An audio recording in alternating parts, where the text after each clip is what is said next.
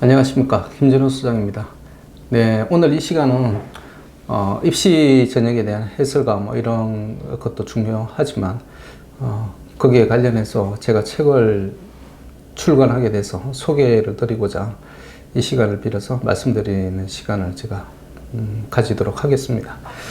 네, 책 제목은 고교 입시가 명문대 입학을 결정한다입니다. 제가 왜 이런 생각을 해야 됐는지 제가 자꾸 말씀드리자면, 대부분의 우리가 말하는 최상위권 명문대학의 입학생들이 비율적으로 보면 대부분 특목 전공권 자사고 출신이라는 점에 일단은 주목을 안 할 수가 없습니다. 비율적으로 보면 40%에서 거의 50% 사이가 이제 특목 자사고 쪽으로 나타나게 되는데요. 근데 이 인원수가 전국권 자사고와 특목고 인원 다 빼봤자 수험생 올해 뭐 예를 들면 뭐 59만 명이다 했을 때 11,000명 정도밖에 되질 않습니다. 극히 일부분입니다. 그죠? 2% 정도죠. 근데 2% 정도 되는 학생들이 실질적으로 서울대 정원의 50%를 점유하고 있는 게 현실적인 상황입니다. 그러면 서울대 연고대 가기 위해서 우리가 첫 번째로 해야 되는 스텝이 뭐냐면 유리한 길을 찾아야 되는 거잖아요. 그럼 특목 전국권 자사고 가는 게 유리할 수 있다라는 그 가정에서 출발을 해봤습니다. 물론 이 부분에 대해서는 이견이 있을 수가 있습니다. 어떤 거냐 하면, 예를 들면 전국권 자사고 하나고나 상상고나 외대부고나 민사고를 갔더니 너무 내신 경쟁이 심해. 그 내신 경쟁으로 인해서 우리가 좋은 대학 못 갈 수 있지 않느냐? 맞습니다. 공부 잘하는 학생들이 너무 많죠.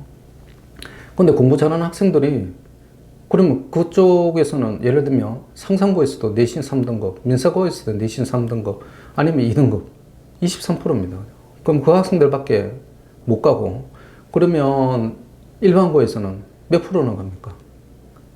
일반고에서 몇 프로 가죠? 서울대? 일반적인 지역에서 한 학교에 한두 명입니다.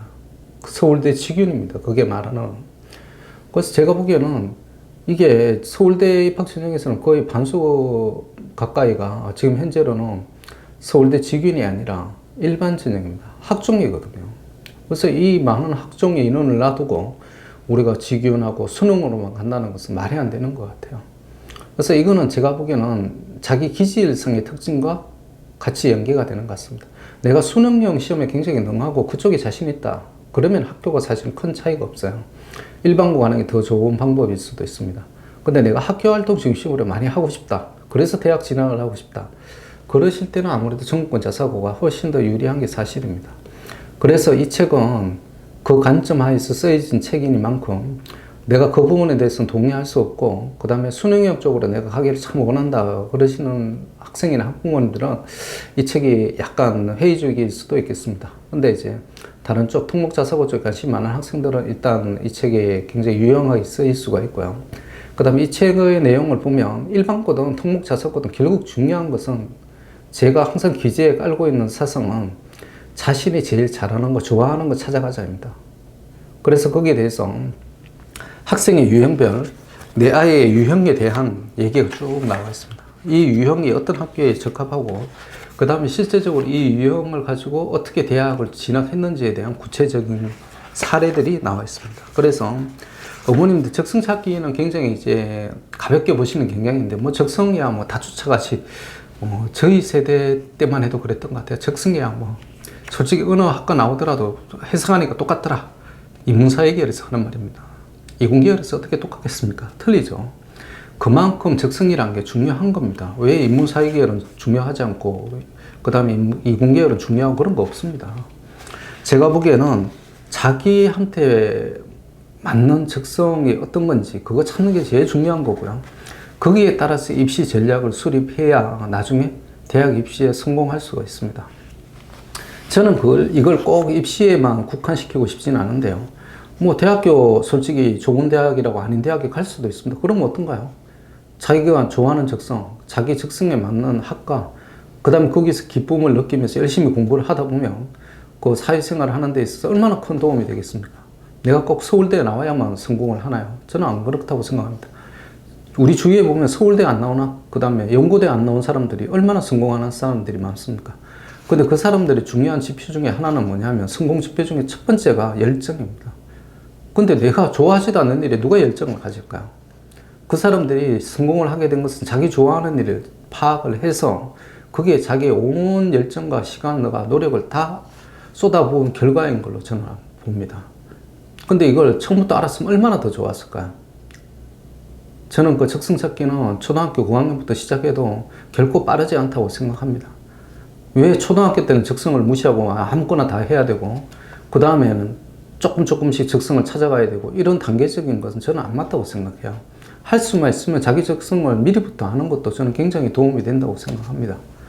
그래서 이 관점 하에서 적성을 찾는 법이라든지 적성에 관련한 학교 학과별 정보, 그 다음에 정권 자사고와 외고의 그 학교별 특징에 대해서 이 책은 자세히 기술하고 있습니다.